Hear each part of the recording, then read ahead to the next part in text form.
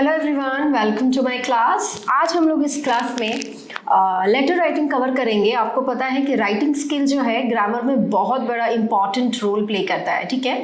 तो writing skill में हम लोग सब कुछ सीखेंगे, पैराग्राफ सीखेंगे, स्टोरी सीखेंगे कि किस हिसाब से लिखा जाता है।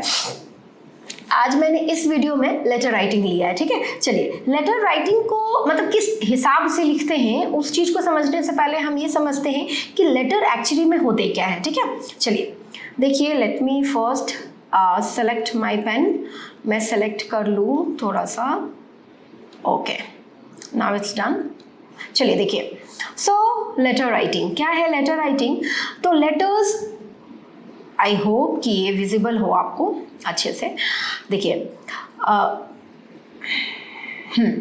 Letters regarded as one of the oldest means of communication, and it is essentially a piece of writing that provides specific information। आपको पता है कि लेटर जो है पुराने समय में बहुत इंपॉर्टेंट रोल प्ले करते थे। क्या चीज़ में? हमारी इंफॉर्मेशन को कन्वे करने में, हमारी बातों को सामने वाले पर्सन के सामने रखने के लिए, है ना। लेकिन अभी nowadays we are not using that much letters, as if we are having phone, we are having so much to communicate. हम लोग के पास बहुत सारे साधन आ गए हैं कि हम लोग इजीली किसी के साथ कम्युनिकेट कर सकते हैं, बट पहले समय में ऐसा नहीं था। तो सबसे ज़्यादा इम्पॉर्टेंट अगर कुछ इंफॉर्मेशन को कन्वे करने के लिए था तो वो था लेटर, है ना। इसी चीज़ को मैंने यहाँ पे लिखा है। दूसरा मैं लिखा है लेटर्स जनरली। देखिए, letters generally convey communicating thoughts, ideas और मैसेज टू वन अनदर, है ना। लेटर्स हम लोग इसीलिए लिखते हैं, क्यों? क्योंकि हमारे कम्युनिकेशन को कन्वे करता है, थॉट्स बताते हैं, आइडियाज बताते हैं, ठीक है ना। मैसेजेस को एक जगह से दूसरी जगह करने में लेटर्स हेल्प करते हैं। Now letters have a goal and target readership obvious. आप जब लेटर लिखते हैं तो उसका एक गोल होता है, उसका एक पर्टिकुलर टोन होता है, कारण होता है किस वजह से आप लेटर लिख रहे हैं, ठीक है ना। एंड नेक्स्ट है दीज आर रिटन। देखिए, now these are written in a conversational tone with an essay writing style, है ना। जब आप लेटर लिखते हैं तो ये कन्वर्सेशनल टोन में हम लोग लिखते हैं। कन्वर्सेशनल टोन का मतलब होता है कि आप लेटर इस टोन में लिखोगे कि जैसे सामने वाले से आप बात कर रहे हैं, है ना, कि आप कैसे हैं, ठीक है, मैं भी ठीक हूँ। ये क्या, एक तरीके से हम लोग कन्वर्सेशनल फॉर्म में लेटर को लिखते हैं, ठीक है। नेक्स्ट देखिए क्या है। नेक्स्ट है depending on the goal letters can be either personal और बिजनेस रिलेटेड। अगर हम लोग लेटर्स के टाइप के बारे में डिस्कस करें तो लेटर हम लोग आगे हम लोग उसी के बारे में पढ़ेंगे। डिपेंडिंग ऑन द गोल, गोल के हिसाब से अगर पढ़े तो letters can be either personal, या तो वो पर्सनल होगा या तो बिजनेस रिलेटेड होगा, है ना। यही दो फॉर्मेट, यही दो हम लोग पर्पज से जो है वो लेटर लिखते हैं, है ना। चलिए अब देखते हैं टाइप्स ऑफ लेटर। पहले हम लोगों ने लेटर देखा, लेटर क्या है। अभी देखते हैं टाइप्स ऑफ लेटर। तो पहले the two basic sorts of letter are formal and informal. आपको ये पता है फॉर्मल और इनफॉर्मल दो तरीके से हम लोग लेटर लिखते हैं। अब एक एक लेटर का, फॉर्मल का एंड इनफॉर्मल का हम लोग फीचर्स देखेंगे, ठीक है। चलिए देखिए, सबसे पहले फॉर्मल देखते हैं। The language in formal letters is clear and concise. मतलब आप जब एक फॉर्मल लेटर लिखते हैं तो उसका लैंग्वेज एक क्लियर होना चाहिए कि सामने वाला जो रीडर है उसको एक बार पढ़ के समझ में आ जाना चाहिए कि पर्पस क्या है इस लेटर लिखने का। And concise is like to the point. आप हद से ज़्यादा उसमें अननेसेसरी इंफॉर्मेशन मेंशन नहीं कर सकते। Now second one is they are composed in an organized formal tone। yes, जब भी आप फॉर्मल लेटर लिखते हैं तो वो एक ऑर्गेनाइज्ड वे में लिखा जाता है। आप वहाँ पे इनफॉर्मल टोन का इस्तेमाल नहीं कर सकते। नेक्स्ट है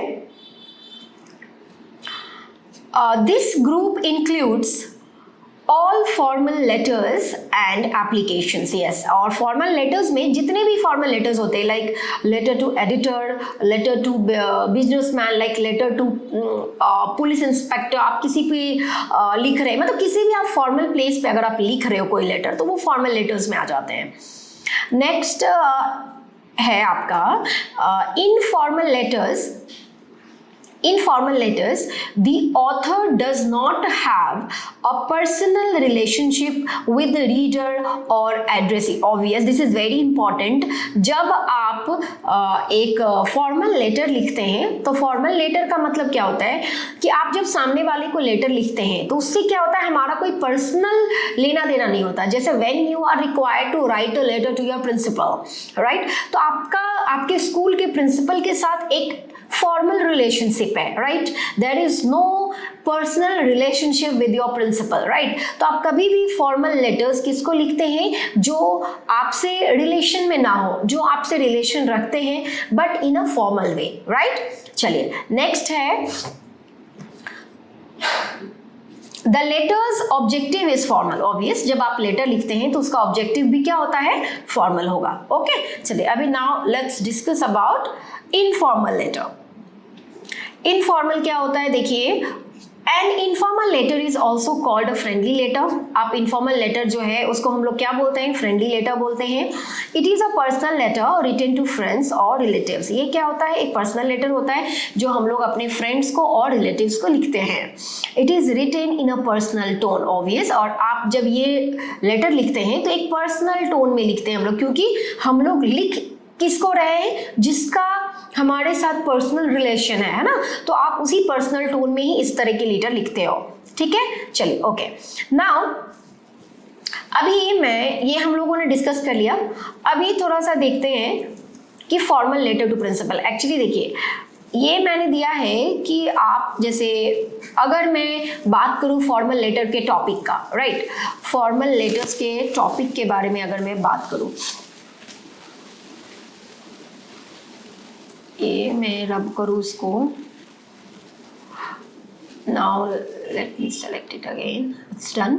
सो अगर मैं फॉर्मल लेटर की बात करूँ तो सबसे ज़्यादा जो बेसिक होता है वो होता है टू प्रिंसिपल, है ना. आप लीव एप्लीकेशन वगैरह लिखते हैं. देन टू एडिटर, जो कि बहुत ज़्यादा मैंडेटरी है सीखना, है ना. एंड टू लाइक मैनेजर को आप लिखते हैं, है ना. तो ये भी क्या है, ये आपका पर्सनल लेटर्स में आते हैं, और भी फॉर्मल लेटर्स में आते हैं. और भी बहुत सारे इंपॉर्टेंट टॉपिक हैं जो हम लोग कवर करेंगे. ठीक है, तो देखिए इसमें मैंने यही लिखा हुआ है, फॉर्मल लेटर टू, जैसे as a school student you might be required to write a letter to the principal, obvious, for various reasons, है ना. B it asking for sick leave, आप सिक लीव के लिए बोलते हो, परमिशन कोई भी चीज़ ऑर्गेनाइज करने के लिए, इवेंट ऑर्गेनाइज करना है उसके लिए, एंड रिक्वेस्टिंग अ सर्टिफिकेट के लिए, फिर आपका फी वेविंग करना है उसके लिए. हम लोग बहुत सारे टॉपिक्स में जो है प्रिंसिपल को लेटर लिखते हैं. तो फॉर्मल लेटर जो प्रिंसिपल को के लिए जो होता है वो बहुत ज़्यादा इंपॉर्टेंट रखता है एकेडमिक फील्ड में. ठीक है ना, स्टूडेंट्स के लिए. चलिए थोड़ा अब जो मोस्ट इम्पॉर्टेंट चीज़ है वो हम लोग कवर करेंगे. Most important, this is clear,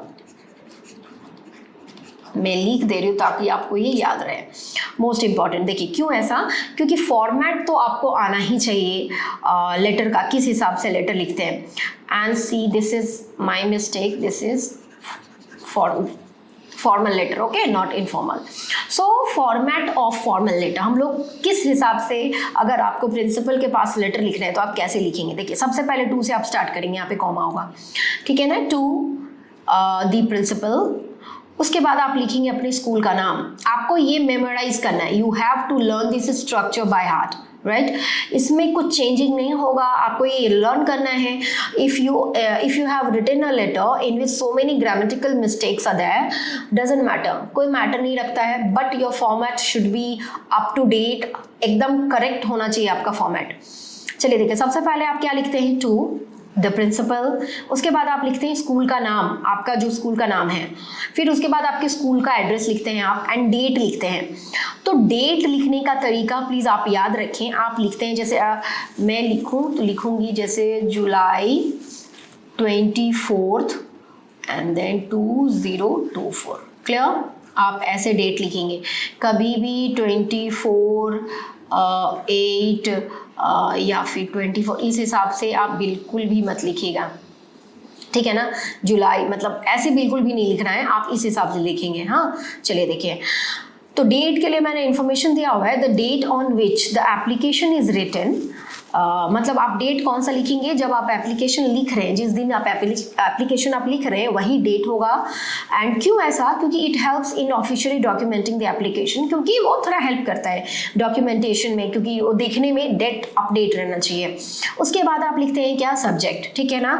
ये डेट में और सब्जेक्ट में इतना स्पेस नहीं होगा, आप यहाँ पे सब्जेक्ट लिख सकते हैं। मैंने ये डेट के बारे में इन्फॉर्मेशन दिया हुआ, इस वजह से मैंने ये स्पेस लिया है, ठीक है। सब्जेक्ट लिखेंगे, किस चीज़ के बारे में आप लिख रहे हैं, reason for writing the letter, आप क्यों लिख रहे हैं, आपका लीव के लिए आप लिख रहे हैं, लीव एप्लीकेशन है आपका, तो आप वो भी बताएंगे, ठीक है ना, किस चीज़ के बारे में आप लिख रहे हैं।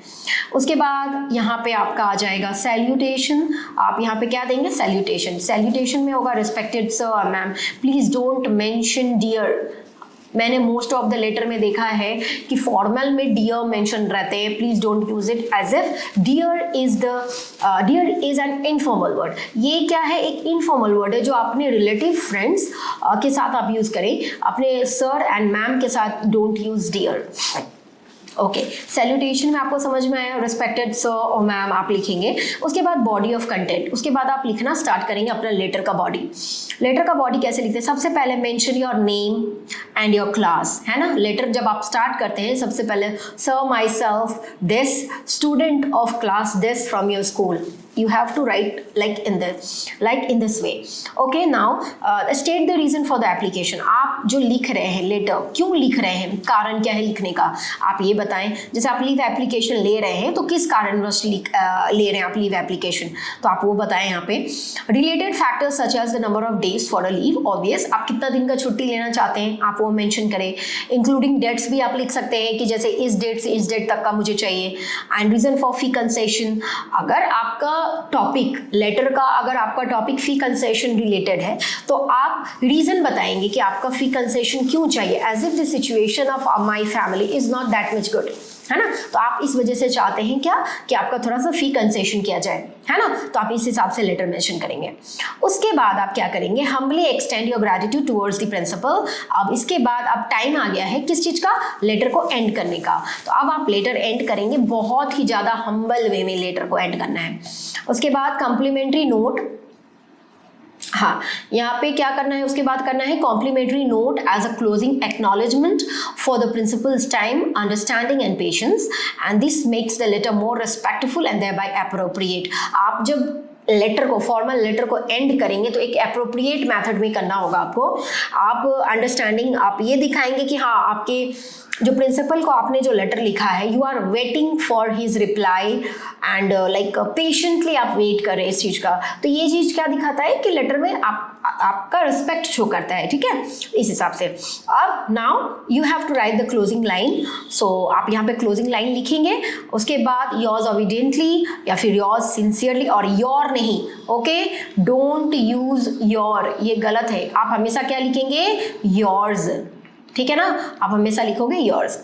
Name of the sender, like अपना नाम लिखेंगे विद डिटेल्स, आप किस क्लास में पढ़ते हैं, आपका रोल नंबर क्या है वगैरह आप यहाँ पे मेंशन कर देंगे, ठीक है। ये तो हम लोगों ने क्या डिस्कस किया, फॉर्मेट, है ना।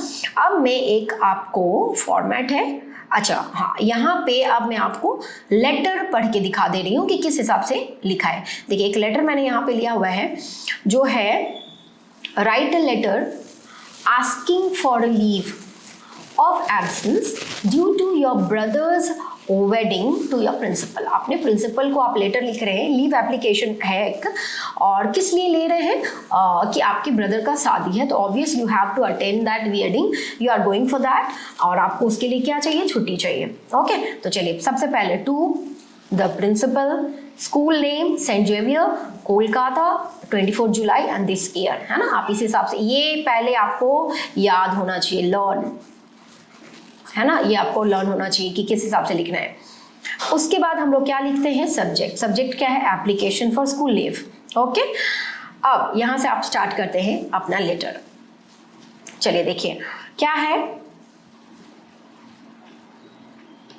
Sir I wish to inform you that my elder sister, okay, तो मैंने टॉपिक में दिया था ब्रदर शायद, तो यहाँ पे सिस्टर कर दूँ, आप कंफ्यूज ना होए।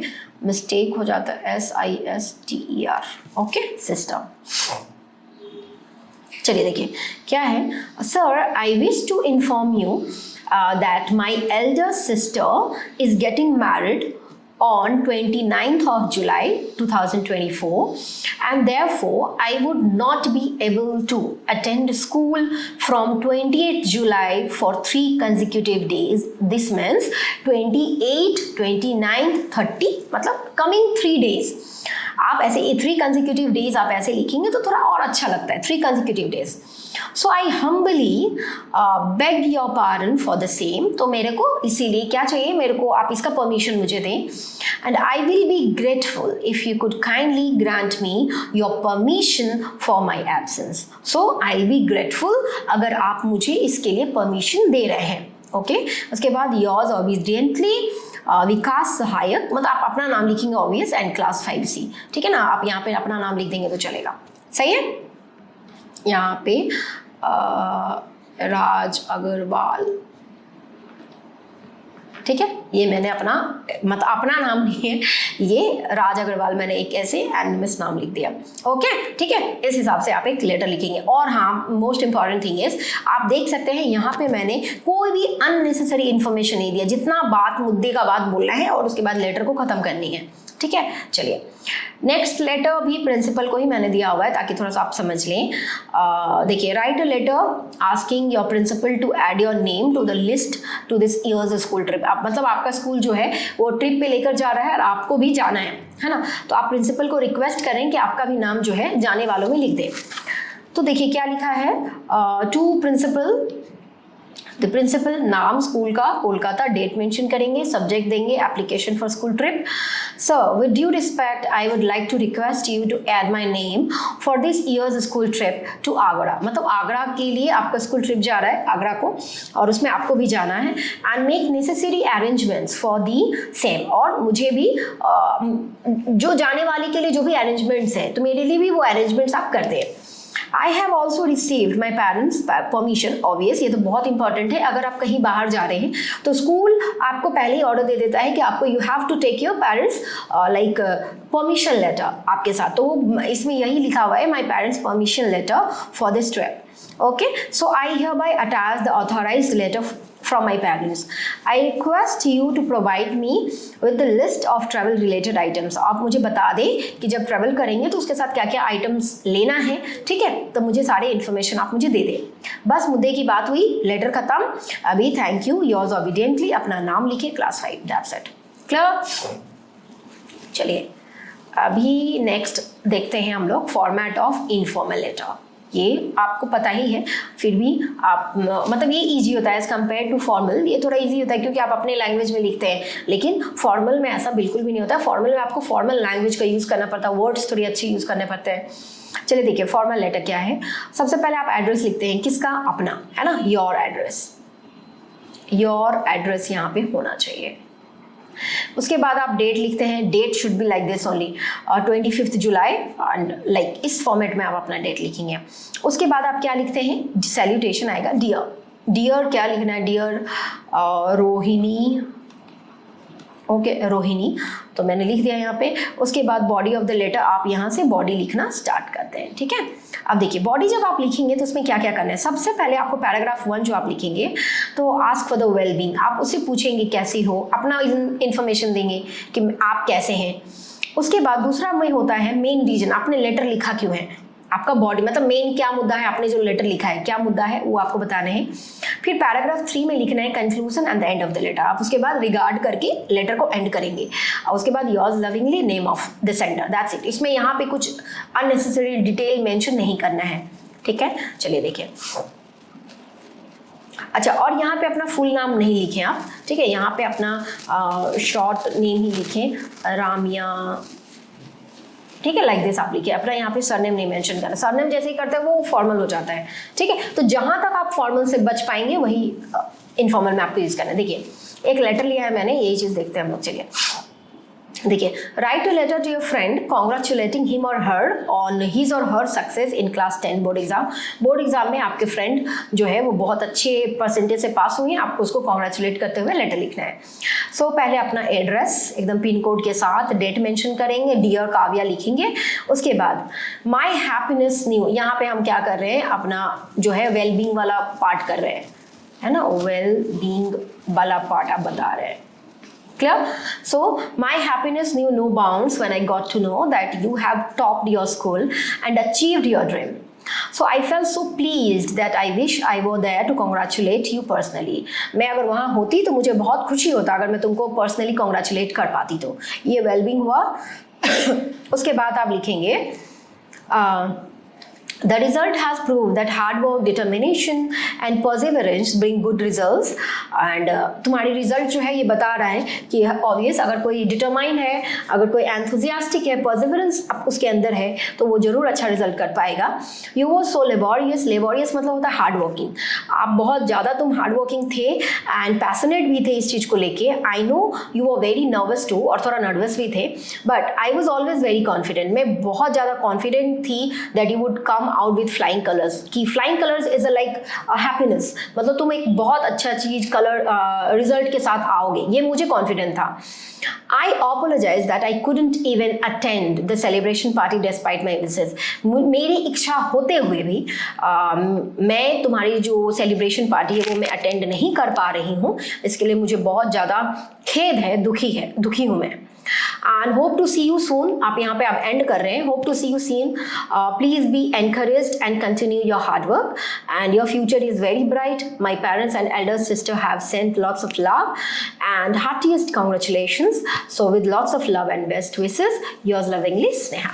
Okay, so this is how you have to write letter. Okay. सो ये आज के क्लास में हम लोगों ने लेटर्स, उनके टाइप्स, उनके फीचर्स जो है विद प्रॉपर एग्जाम्पल किया। नेक्स्ट क्लास में मैं फिर से न्यू टॉपिक के साथ आने वाली हूँ, तब तक के लिए मेरे क्लास के साथ बने रहें। Thank you so much.